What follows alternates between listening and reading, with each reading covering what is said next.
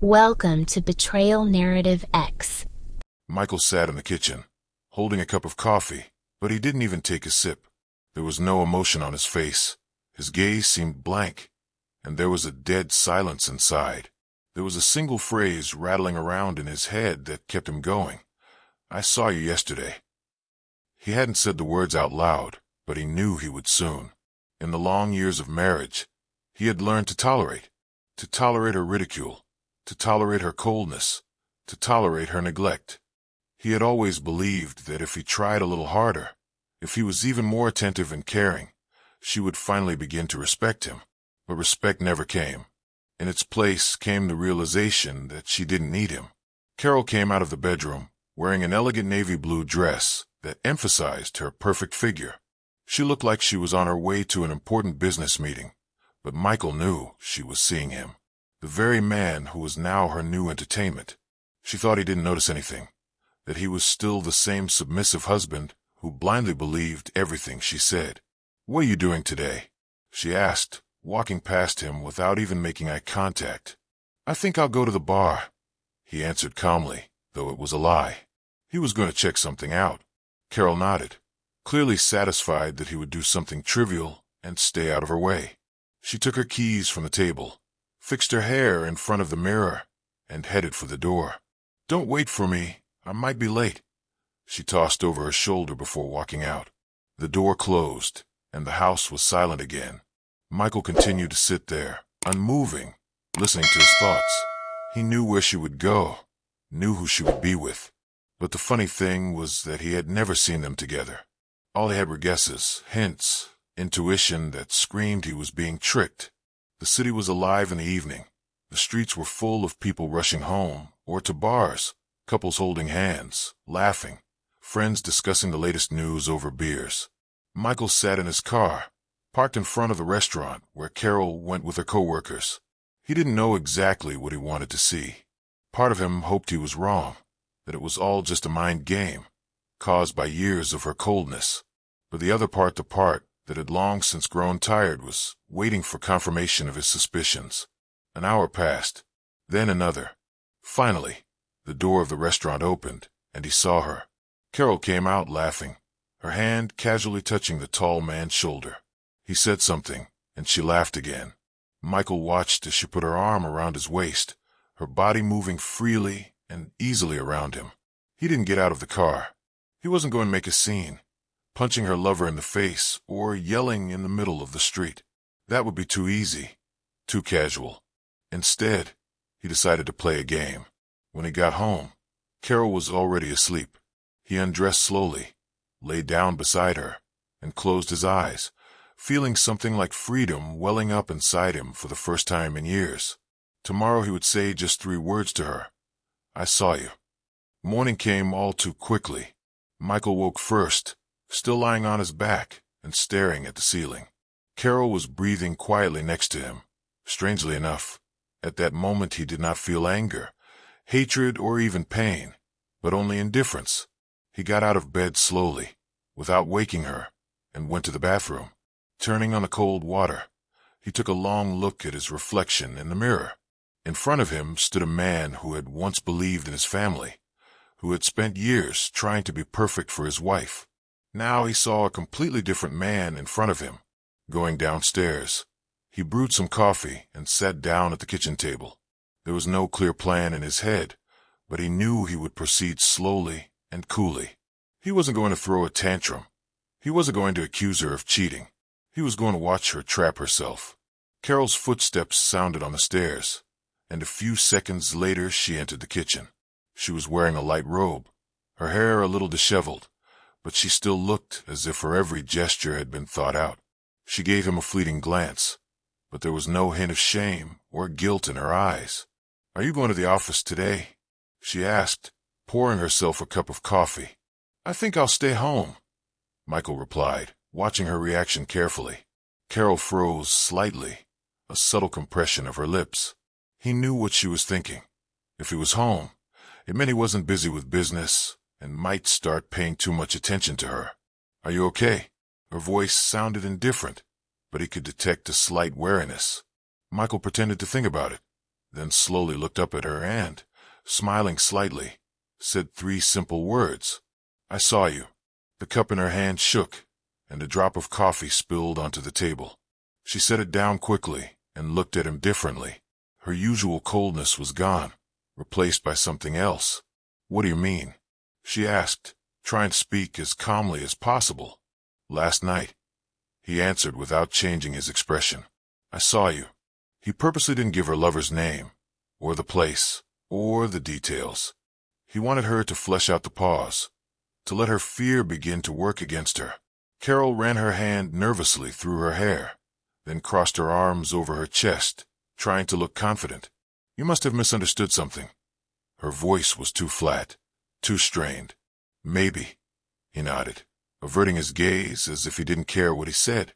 At that moment, he saw her fingers clench a little tighter on his forearm, the way she looked away, and then quickly picked up the cup, pretending to be preoccupied with the coffee. She wanted to appear indifferent, but he could feel the panic boiling inside her. He didn't say anything else, letting her continue the conversation on her own. He could have asked directly who the man was, but that would have been too easy. He wanted her to shatter at her own words, getting more and more confused. "Look, if you've seen me with someone, it's just a co-worker." Her voice sounded firmer now, but you could already hear the defense in it. Michael raised his eyebrows as if surprised. "Did I mention a co-worker?" He took a sip of coffee without taking his eyes off her. "I wonder why you immediately assumed it was about a co-worker." Carol stood up quickly, pretending she needed to put something in the sink right away. "Because you always get it wrong." Her voice became harsh. She could no longer control her emotions.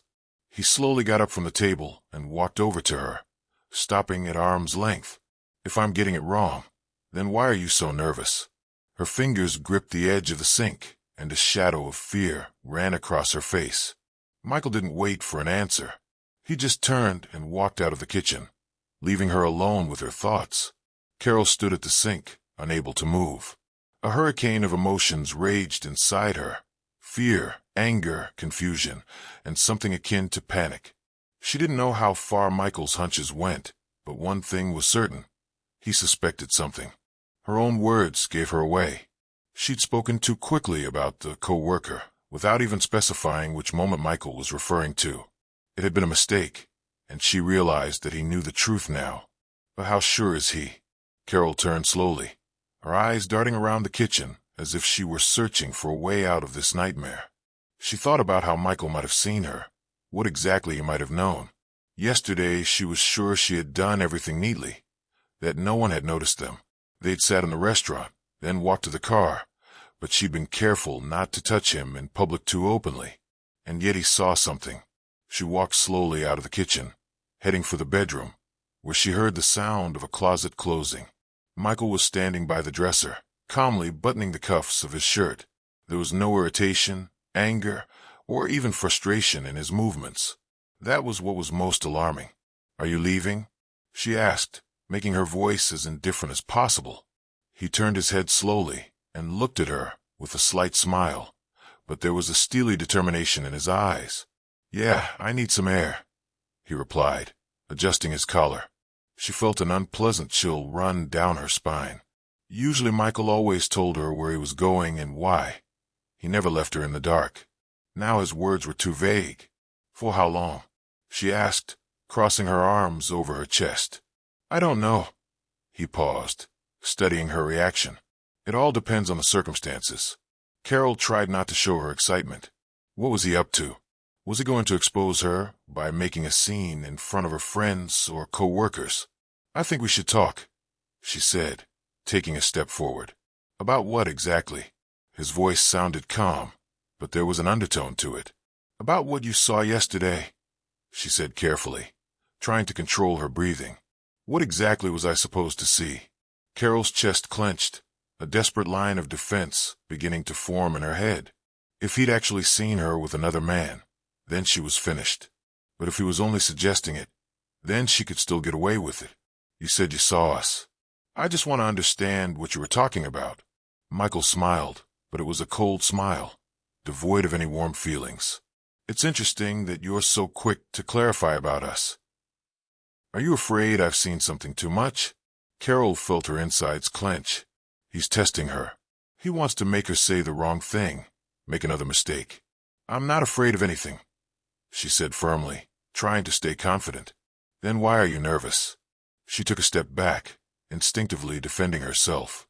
"I'm not nervous," she lied, but her voice shook. Michael didn't continue. He simply took his keys from the table, threw on his jacket, and headed for the exit. "Michael, wait!" she exclaimed, but he didn't even look back. The door closed behind him with a quiet click.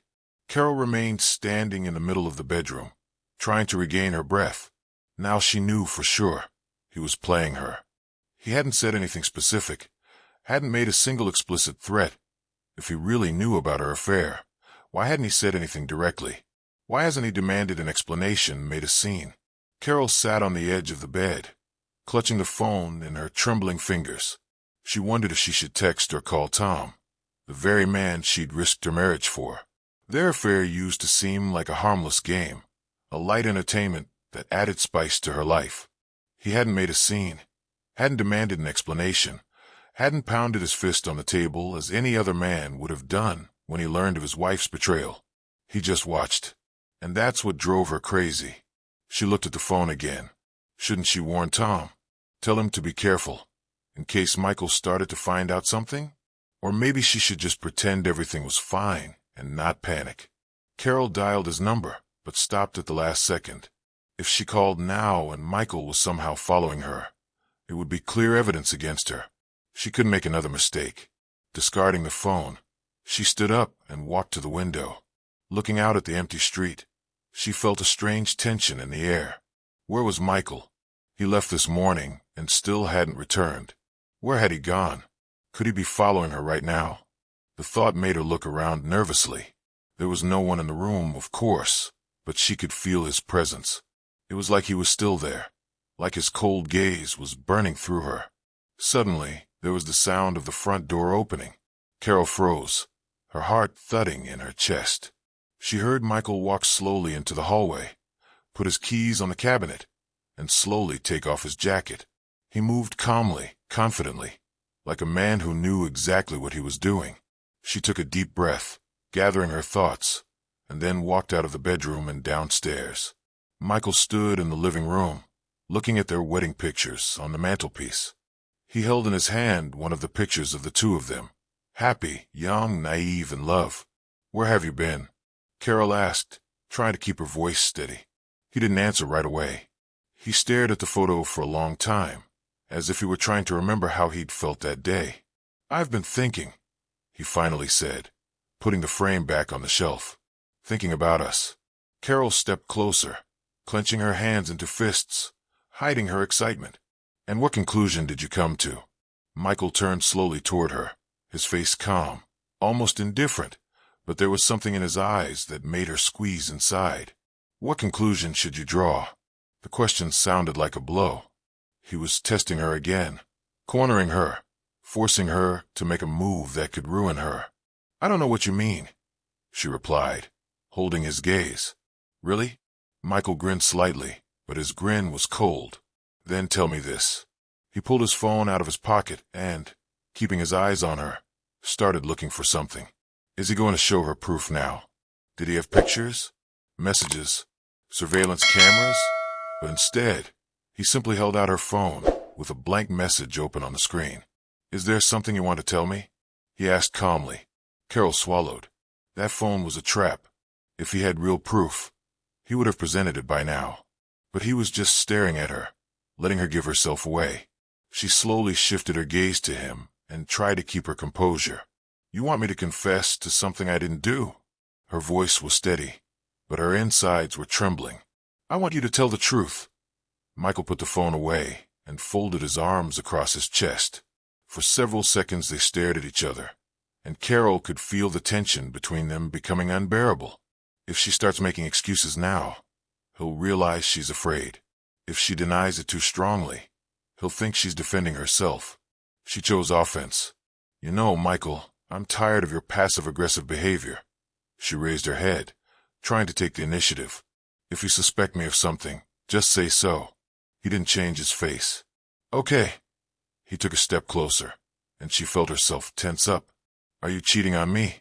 "Of course not." She answered too quickly, too loudly. "Interesting," he said, tilting his head slightly. "Then why are you so nervous?" Carol felt her legs weaken for a moment, but she forced herself not to show weakness. Michael stood too close, his gaze cold and penetrating, and there was something new in that look that she had never seen before. He no longer looked like a man to be suppressed, controlled, and manipulated. "I'm not nervous." Carol forced a smile, trying to look confident. "I'm just tired of your games." "So you're tired," he said thoughtfully, keeping his gaze on her. "That would explain a lot of things." His tone was oddly soft, almost thoughtful, and it annoyed her more than if he'd made a jealous scene. She wanted him to get angry, to yell, to accuse, then she'd have a chance to make him look like an insecure, jealous husband who made up his own problems. But he wouldn't give her that chance. "What are you trying to say?" she asked sharply, going on the defensive, just wondering how someone who doesn't get nervous gets so desperately defensive. Carol turned away abruptly, pretending to check something on her phone. Her chest tightened, and her hands felt cold, but she tried not to let it show. "I have work to do," she tossed over her shoulder, hoping to get out of the conversation. "Of course," he replied calmly, not even trying to stop her. But it was that calmness that frightened her. She waited for him to make the next move, for him to make a scandal or at least ask a direct question. But he did nothing. Several days passed, but the situation was getting worse. Michael didn't say a word about her infidelity, didn't bring up the subject, but that only made his presence in the house more unbearable. Carol caught his gaze quiet, cold-blooded, full of a kind of quiet knowledge. He could just sit at the table, drinking coffee and looking at her with a slight, almost imperceptible smile, and it drove her crazy. She felt like she was being watched. Every morning she woke up feeling anxious, clutching the blanket in her palms and realizing she was no longer in control. She checked her phone several times, deleting messages, erasing the call history, trying to make sure there was no evidence left behind. But even after that, she couldn't shake the feeling that Michael knew everything. One night she woke up to a noise. The house was silent, but there was the faint sound of footsteps somewhere downstairs. Carol held her breath, trying to figure out what was happening. Her heart pounded frantically in her chest, and a terrible thought popped into her head. What if he really was watching her? She slowly climbed out of bed and tiptoed to the bedroom door. As she listened, she realized that the footsteps had died down. But then why did she have the feeling that he was somewhere nearby? She went downstairs and saw Michael in the living room. He stood at the window with his arms crossed over his chest, looking out at the street. "What are you doing here?" Her voice sounded quieter than she wanted it to.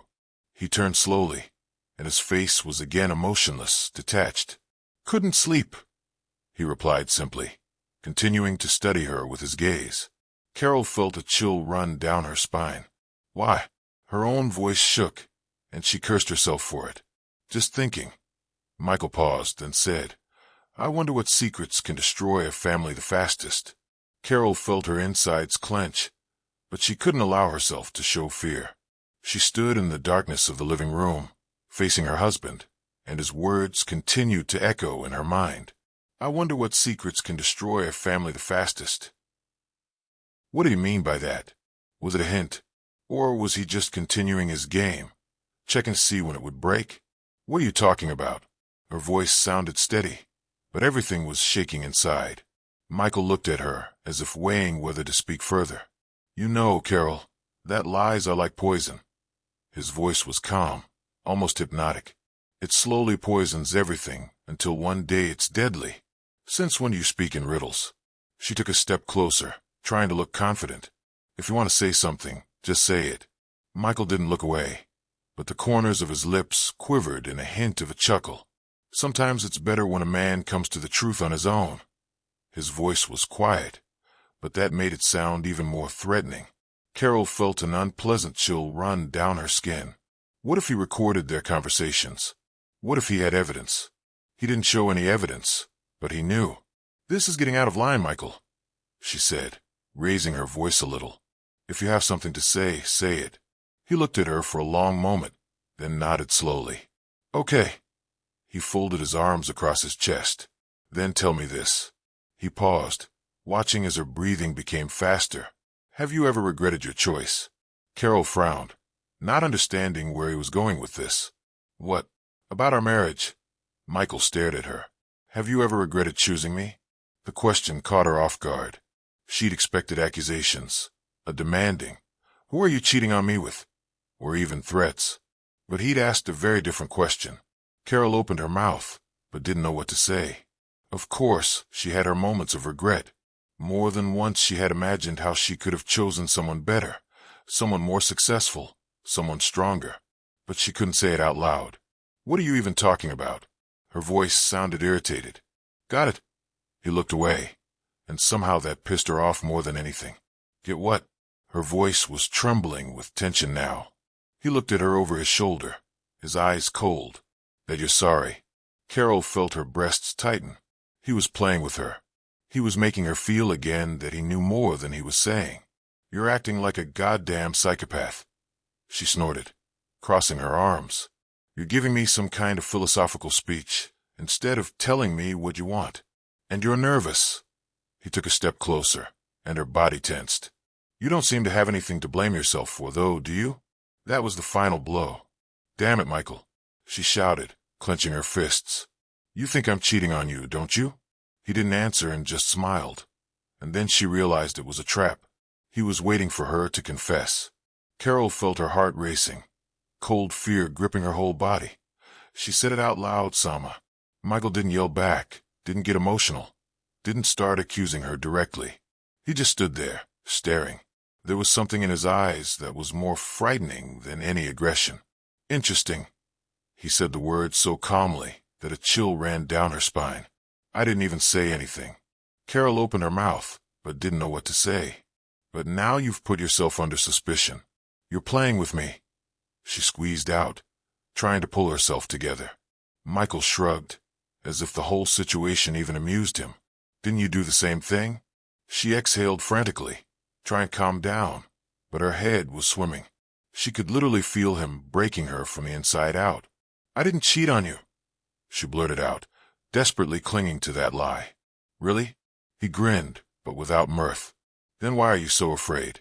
Carol wanted to say something else, but she had no words. You know what the best part is? Michael took a few steps toward her, and she instinctively pulled away. I wasn't even following you. She raised her head sharply. What? I didn't see you, he said calmly, but the pleasure of the moment was in his voice.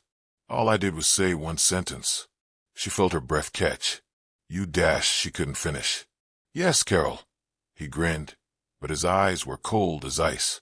You turned yourself in. Carol felt the world falling apart. Her whole body felt numb. Her head was ringing, and her heart was pounding somewhere in her throat.